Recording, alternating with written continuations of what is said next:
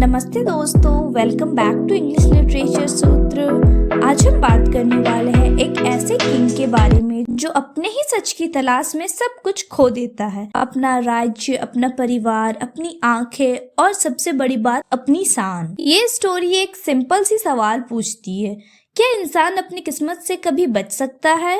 और अगर हम अपनी डेस्टिनी से भागने की कोशिश करते हैं तो क्या हम एक्चुअली उसी के जाल में और उलझ जाते हैं? ये सारे क्वेश्चन जिसके जवाब देते हैं सोफोक्लिस की ट्रेजेडी, इडिपस द किंग या इडिपस रेक्स। ये सिर्फ एक स्टोरी नहीं बल्कि वेस्टर्न ट्रेजेडी का ब्लूप्रिंट है। एरिस्टोटल ने इसको नियर परफेक्ट ट्रेजेडी का मॉडल बनाया था। अगर आप BA, MA, CUET, PG, NET, GRF या लिटरेचर पढ़ रहे हो तो ये प्ले आपको स्ट्रॉन्ग प्लॉट अंडरस्टैंडिंग, थीम जैसे fate versus will, hubris, sign versus blindness और एक पावरफुल ट्रेजिक हीरो का एग्जाम्पल देती है। हर इंपॉर्टेंट कैरेक्टर का एनालिसिस करेंगे एंड थीम, सिंबल और एग्जाम टाइप पॉइंट्स डिस्कस करेंगे। तो वीडियो को एंड तक जरूर देखें क्योंकि लास्ट में रेडीमेड लाइंस भी दूंगी जो आप डायरेक्ट एग्जाम आंसर में यूज कर सकते हो। तो बिना टाइम वेस्ट किए चलिए शुरू करते हैं। सबसे पहले हम ऑथर के बारे में थोड़ा जान लेंगे। सोफोक्लिस का जन्म 496 BC के अराउंड ग्रीक में हुआ था। उन्होंने 120 से ज्यादा प्लेज लिखे पर सिर्फ 7 कंप्लीट प्ले आज तक अवेलेबल है। उनकी फेमस ट्रेजेडीज है Oedipus the king, Antigone, Oedipus at Colonus, जिसमें एक है इडिपस द किंग जो थीबिस प्ले का पार्ट है और आज हम यही पढ़ने वाले हैं। सोफोक्लिस ने ग्रीक ड्रामा में थर्ड कैरेक्टर इंट्रोड्यूस किया, चौरस का रोल कम किया, कैरेक्टर साइकोलॉजी को स्ट्रॉन्ग बनाया। इसी वजह से उन्हें ट्रेजेडी का मास्टर माना जाता है। तो चलिए अब शुरू करते हैं प्ले को। ये प्ले थीबिस नाम के सिटी स्टेट में सेट है। जब प्ले स्टार्ट होता है थीबिस एक भयानक प्लेग से गुजर रहा होता है। लोग मर रहे हैं, क्रॉप्स फेल हो रही हैं, एनिमल्स मर रहे हैं, पूरा सिटी में डिस्पेयर, मातम छाया हुआ है। स्टेज पर एक किंग खड़ा होता है, इडिपस, थीबिस का करंट किंग। पीपल उसको एक हीरो के रूप में देखते हैं क्योंकि कुछ साल पहले उसने स्पिनिक्स का राइडल सॉल्व करके सिटी को बचाया। यहाँ राइडल्स का मतलब पहेली है, लेकिन ग्रीक ट्रेजेडी का मजा यही है जो आदमी सबको बचा रहा है वो खुद ही सबसे बड़ा प्रॉब्लम निकलेगा। इस आयरनी को हम धीरे धीरे अनफोल्ड होते हुए देखेंगे। अब एक इम्पोर्टेंट बात, ये प्ले बीच से स्टोरी पिक करता है, लेकिन जो सबसे डेंजरस प्रिडिक्टेशन है और मेन पार्ट है स्टोरी का वो इडिपस के जन्म से पहले दी गई है। तो जरा वापस चलते हैं टाइम में पीछे। इडिपस से पहले थीबिस के किंग थे लायस और क्वीन जोकास्टा। इन दोनों को डेल्फी के ऑरेकल से एक फ्यूचर प्रिडिक्शन मिलता है। उनका जो बेटा होगा वो बड़े होकर अपने बाप को मारेगा और अपनी माँ से ही शादी करेगा। सोचो, किसी भी नॉर्मल पेरेंट्स को ऐसी बातें पता चलेगी तो क्या होगा। उन्हें लगा अगर बेटा ही नहीं होगा या बेटा बचपन में ही मर गया होगा तो प्रोफेसी कभी भी फुलफिल नहीं होगी। जब इडिपस पैदा होता है वो लोग उसके पैर छेद कर देते हैं और उसको बांधकर एक सर्वेंट के थ्रू पहाड़ों पर छोड़ आने का ऑर्डर देते हैं ताकि बेबी वहीं पर मर जाए और वो मरता हुआ सर्वेंट देखे या तो वो सर्वेंट उसे मार दे। ये ऑर्डर मिला था सर्वेंट को। ये सब किंग और क्वीन फेट से फाइट करने के लिए करते हैं। यहाँ एक पॉइंट याद रखना, ग्रीक ट्रेजेडी में जब भी लोग प्रोफेसी से बचने की कोशिश करते हैं वहीं से उनकी ट्रेजेडी स्टार्ट हो जाती है। जो सर्वेंट बेबी को माउंटेन पर छोड़ने जाता है उसे फुल मर्डर करने की हिम्मत नहीं होती। वो बेबी को वहीं छोड़ देता है और बेबी को एक शेफर्ड मिल जाता है। ये शेफर्ड उस पर तरस खाकर बेबी को लेकर कॉरेन के किंग पॉलीबस के पास ले जाता है। पॉलीबस और उसकी क्वीन मैरोप का कोई भी बच्चा नहीं होता है तो वो उस बेबी को अडॉप्ट कर लेते हैं। बेबी का नेम रखा जाता है इडिपस, जिसका रफली मीनिंग होता है स्वोलन फुट। क्योंकि उसका पैर पहले से बंधा गया था, इडिपस अब कोरिंथ का प्रिंस बनकर ग्रो होता है। Educated, confident, strong and smart leader बनता है। लेकिन एक प्रॉब्लम, उसे अपने रियल बर्थ के बारे में कुछ नहीं पता होता है। लोग कई बार उसे हिंट देते हैं, कुछ र्यूमर्स चलते हैं तो इडिपस का माइंड में एक डाउट आ जाती है कि क्या पॉलीबस और मेरोप ट्रूली मेरे पेरेंट्स नहीं है। ये डाउट क्लियर करने के लिए इडिपस भी डेल्फी के ऑरिकल के पास जाता है, लेकिन वहां से उसे मिलती है एक टेरिफाइंग प्रोफेसी, तुम अपने फादर को मारोगे, अपनी मदर से ही शादी करोगे। अब देखो, इडिपस को लगता है पॉलीबस मेरोप ही उसके पेरेंट्स है, उनसे प्यार करता है, रिस्पेक्ट करता है, तो वो सोचता है मैं ऐसा कैसे कर सकता हूँ, इससे तो बेटर है कि मैं उनसे दूर हो जाऊं। तो प्रोफेसी से बचने के लिए इडिपस कोरिन्थ छोड़कर निकल पड़ता है नॉर्थ की तरफ। थिबिस का रास्ता है। रास्ते में एक जगह आती है जहां 3 रास्ते मिलते हैं, एक क्रॉस रोड। यहीं उसका झगड़ा हो जाता है एक रथ में जा रहे बुजुर्ग आदमी और उसके सर्वेंट के साथ। ईगो क्लैश, पहले कौन आगे निकलेगा, गाड़ी को सबसे पहले रास्ता कौन देगा, टिपिकल रेज मूवमेंट। गुस्से में इडिपस उन सबको मार देता है, सिर्फ एक आदमी बचकर भागता है। ये बुजुर्ग आदमी एक्चुअली किंग लाइस, इडिपस का रियल फादर, लेकिन इडिपस को ये बात नहीं पता थी। यहाँ प्रोफेसी का पहला पार्ट ऑलरेडी फुलफिल हो चुका है, उसने अपने फादर को मार दिया है। अब हमारा ट्रेजिक हीरो सोच रहा है कि वो किस्मत से बच रहा है। अब इडिपस थिबिस के पास पहुंचता है। थिबिस एक और प्रॉब्लम से जूझ रहा होता है। एक स्पेनिक नाम की क्रिएचर लोगों को मार रही है। वो एक राइडल पूछती है, राइडल मीन्स पहेलियां, जो सॉल्व ना कर पाए उसे स्पेनिक्स खा जाती है। इडिपस उसका राइडल सॉल्व कर देता है। स्पेनिक्स अपने आप को मार लेती है और थिबिस के लोग खुश हो जाते हैं। इनाम के रूप में इडिपस को थिबिस का किंग बना दिया जाता है और विडो क्वीन जैकोस्टा से उसकी शादी करवा दी जाती है। ऑडियंस को, रीडर को ये सब डिटेल पता होती है। हम जानते हैं कि जोकेस्टा उसकी माँ है, लेकिन स्टेज के कैरेक्टर्स को नहीं पता। यही होती है ग्रीक ट्रेजेडी की ड्रामेटिक आयरॉनी। ऑडियंस ट्रुथ जानते हैं बट कैरेक्टर्स नहीं जानते हैं। अब हम वापस आते हैं प्ले के प्रेजेंट टाइम पर। सालों बाद इडिपस अब किंग है, जैकोस्टा उसकी क्वीन, उसके बच्चे हैं, सब नॉर्मल चल रहा है। लेकिन अचानक से एक नया प्लेग बीमारी आता है, लोग मर रहे हैं, फील्ड्स बैरन हो चुकी है, सिटी दोबारा क्राइसिस में है। थिबिस के प्रिस्ट, सिटीजन, बच्चे सब इडिपस के पैलेस के बाहर आकर उससे हेल्प मांगते हैं। उन्हें लगता है जैसे पहले इडिपस ने स्पेनिक्स से बचाया था, वैसे ही अब भी वो सबको प्लेग से बचा लेगा। इडिपस एक रिस्पॉन्सिबल किंग की तरह बिहेव करता है। वो कहता है मैं तुम्हारी तकलीफ समझ सकता, मैं खुद भी दर्द फील कर रहा हूँ और मैं ऑलरेडी एक्शन ले चुका हूँ। उसने अपने जीजा क्रेओन को डेल्फी के ऑर्फिन के पास भेज दिया है सॉल्यूशन के लिए। यहाँ से इन्वेस्टिगेशन स्टार्ट होती है। क्रेओन वापस आता है और ओरेकल का मैसेज अनाउंस करता है, प्लेग तब तक खत्म नहीं होगा जब तक पिछले किंग लाइस के मर्डरर को ढूंढकर या तो सजा नहीं दे दी जाती या सिटी से बाहर नहीं निकाल दिया जाता। यहाँ इडिपस एक मोरल ब्रेव किंग की तरह पब्लिकली अनाउंस करता है, मैं खुद इस किलर को ढूंढ निकालूंगा। जो भी कल्प्रिट होगा, चाहे आउटसाइडर हो या थिबिस का सिटीजन, उसे कर्स लगता है, उसे पनिश किया जाएगा। अब यहाँ पर आयरॉनी ये है कि वो खुद किलर है, लेकिन वो खुद को ही कर्स कर रहा है विदाउट नोइंग।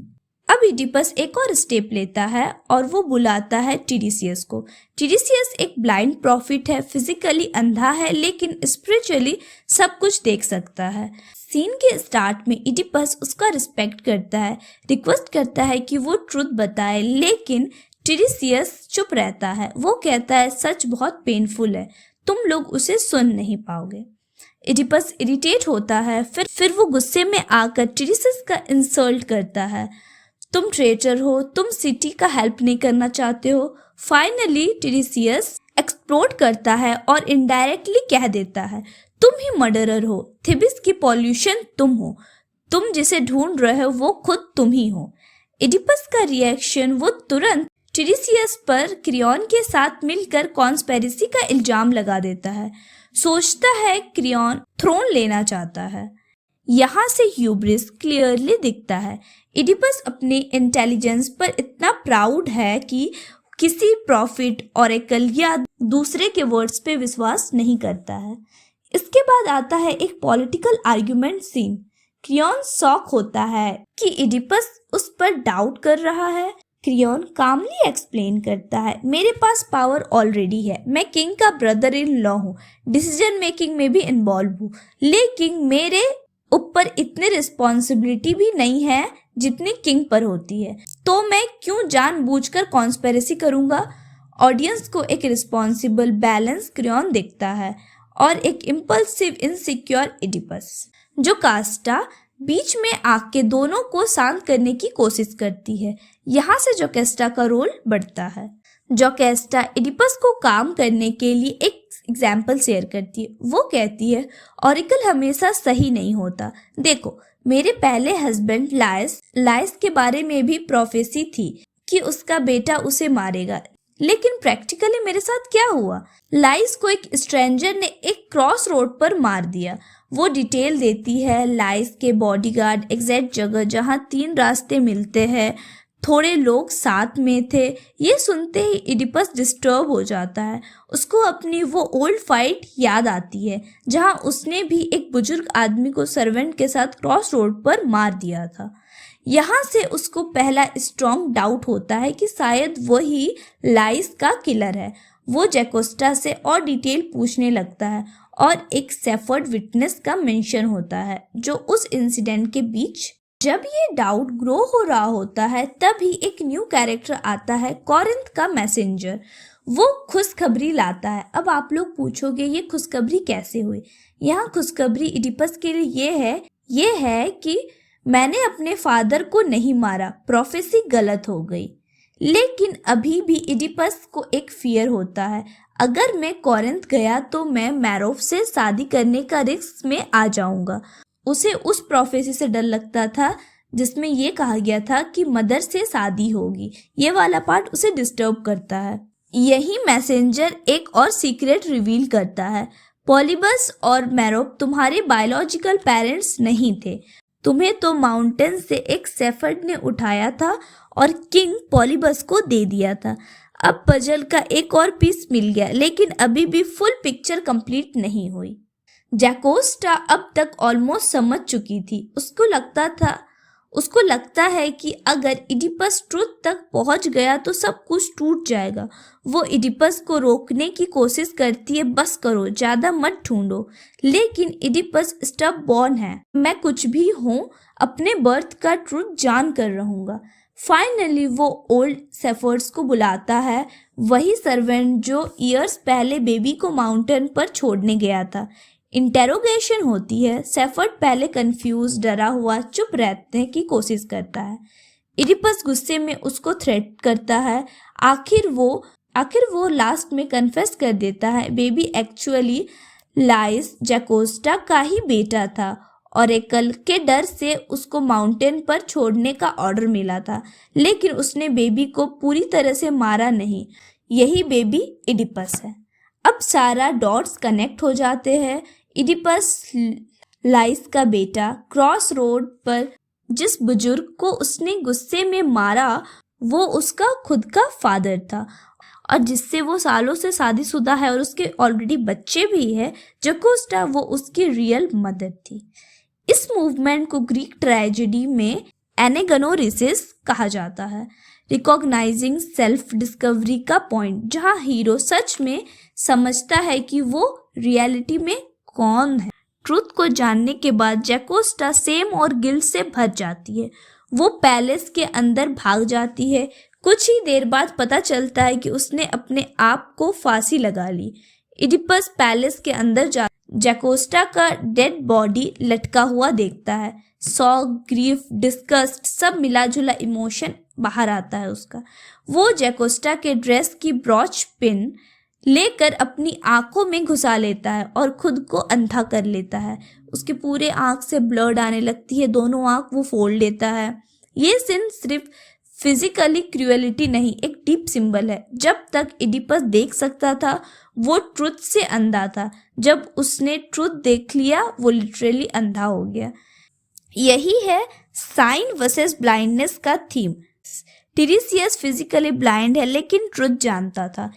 इडिपस फिजिकली देख सकता था लेकिन वो ब्लाइंड था। अब इडिपस ब्लाइंड होके पैलेस से बाहर आता है। लोग उसको देखकर शॉक हो जाते हैं। जो किंग पूरी प्रजा के लिए एक प्राउड फिगर था, अब वो एक ब्रोकन ब्लाइंड मैन है। इडिपस क्रियॉन से रिक्वेस्ट करता है उसे थिबिस से एग्जाइल कर दिया जाए ताकि सिटी प्लेग से क्लीन हो जाए और वो अपनी किस्मत का पनिशमेंट एक्सेप्ट कर सके। उसकी 2 बेटियां थी, एनानोरियस और इस्मैन को लाया जाता है। इडिपस उन दोनों के फ्यूचर को देखकर बहुत ही डर जाता है। लोग तुम्हें जज करेंगे, तुम्हारा बाप अपने बाप का किलर है, अपनी माँ से ही शादी कर लिया उसने। यहाँ से फ्यूचर प्ले एनानोरियस क्या हिंट मिलता है, जहाँ इडिपस की ट्रेजेडी उसके चिल्ड्रन तक कंटिन्यू होती है। इनमें क्रियॉन प्रैक्टिकल रूलर की तरह कंट्रोल ले लेता है और चॉरस एक मॉरल स्टेटमेंट के साथ प्ले क्लोज करते हैं। अब स्टोरी आप लोग समझ चुके हैं। अब हम एक छोटा सा एनालाइज करते हैं जो एग्जाम में डायरेक्ट यूज कर सकते हो आप लोग। First, fate versus free will. Laius Jocasta prophecy से बचने के लिए बेबी को मरवाना चाहते हैं। इडिपस प्रोफेसी से बचने के लिए कॉरिंथ से भाग जाता है, लेकिन इनकी हर चॉइस प्रोफेसी को फुलफिल ही कर देती है। Second, hubris, it means pride. Oedipus अपनी इंटेलिजेंस, अपनी पावर पर ओवर कॉन्फिडेंट रहता है। प्रॉफिट्स, एल्डर, क्रेयॉन सब पर डाउट करता है, गुस्सा करता है। ये प्राइड उसको ट्रूथ से दूर रखती है और डाउनफॉल लाती है। Third, knowledge versus ignorance. Oedipus truth को जानने के लिए ऑब्सेस्ड है। मैं सब सच जान कर रहूंगा चाहे कुछ भी हो। ये नॉलेज ही उसकी लाइफ डिस्ट्रॉय कर देती है। कभी कभी इग्नोरेंस सेफ होती है, ये आइडिया प्ले सजेस्ट करता है। Fourth, sight versus blindness. Tiresias blind है लेकिन सच देखता है। इडिपस की आंखें हैं लेकिन वो ट्रुथ नहीं देख सकता है। लास्ट में रोल्स रिवील हो जाती है। ये थीम सजेस्ट करता है कि फिजिकल साइड से ज़्यादा इंपॉर्टेंट स्पिरिचुअल इंसाइट है। Fifth, tragic hero. Oedipus basically good, brave, responsible king है। उसकी ट्रेजी flow angry, pride, rush decision, truth का एक्सट्रीम चेस उसको अनइंटेंशनल क्राइम तक ले जाता है। इसीलिए वो परफेक्ट ग्रीक ट्रेजेडी हीरो का एग्जाम्पल है। अब लास्ट में मैं आप लोगों को रेडीमेड एग्जाम टाइप लाइंस देती हूँ जो आप अपने आंसर्स में डायरेक्टली यूज कर सकते हो। ये एग्जाम लाइंस स्क्रीन पर दिख रही होंगी आपको, आप चाहे तो स्क्रीनशॉट कर ले। अगर आपको ये एक्सप्लेनेशन और ब्रेकडाउन हेल्पफुल लगा तो वीडियो को लाइक करो, चैनल को सब्सक्राइब करो और कमेंट में लिखो नेक्स्ट कौन सा टेक्स्ट, कौन सा ड्रामा या नोवेल आप इस तरह डिटेल में देखना चाहोगे। सो आज के लिए इतना ही, बाय।